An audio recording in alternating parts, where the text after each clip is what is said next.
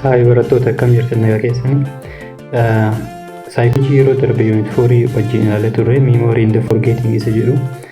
Isa keessa immoo gaaffiiwwan 20 isiniif baasee jira. Gaaffiiwwan kana immoo karaa teelegiraamaatiin bifa kwiiziitiin jira isiniif kaa'ee jira. Seentanii mokoruu ni dandeettanii seenaa yaala. Gaaffiiwwan baay'ee deddeebi'anii yeroo baay'ee qormaata irratti dhufanidha. Keessattuu faayinaal egzaamii irratti.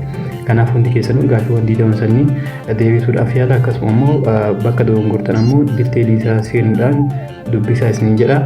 Viidiyoo isiniif dalaguudhaaf yoo barbaadan immoo viidiyoo isiniif dalagaa. Garuu baay'ee salphaa waan ta'eef gaaffiiwwan yeroo baay'ee deddeebi'anidha. Viidiyoo irratti seeraan ibsee waan jiruuf viidiyoon waan barbaachisutti fakkaatu. Kanaaf bifa kwiiziitii waan ta'eef hundi keessanuu gamtaa akka deebiftan of ilaalaa isiniin jedha.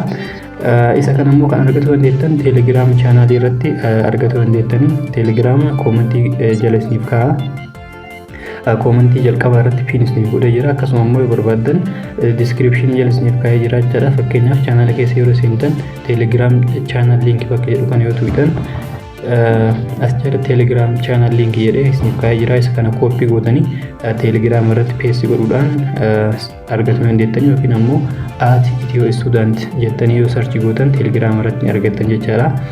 Fakkeenyaaf viidiyoo kamiyyuu bantanii yoo ilaaltan